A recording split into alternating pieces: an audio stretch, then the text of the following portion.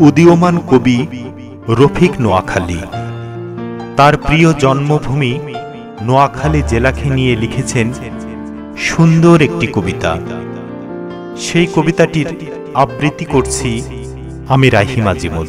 কবিতার শিরোনাম হে প্রিয় নোয়াখালী।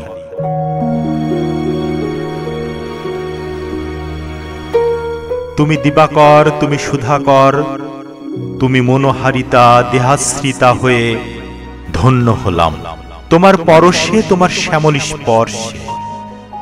বহু দেশ বহু নগর উন্মাদ ভাবে ঘুরে বিফল হলাম, অবশেষ ফিরে এলাম তোমার বুকে।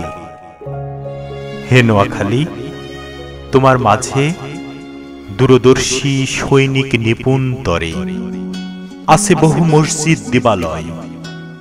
হে নোয়াখালী, তোমার দৃশ্য কান্তিময় সদাই হাটবাজার কুঞ্জের ন্যায়।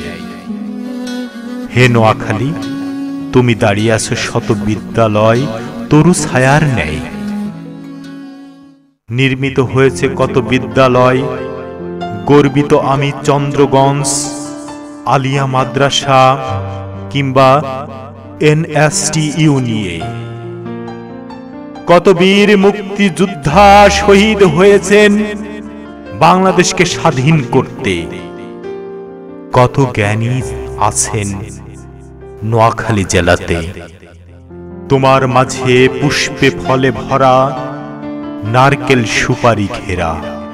তোমার বুকে জন্মে তাই সুখ রাশি রাশি। তোমায় নিয়ে ধন্য আমি, ধন্য নোয়াখালীবাসী।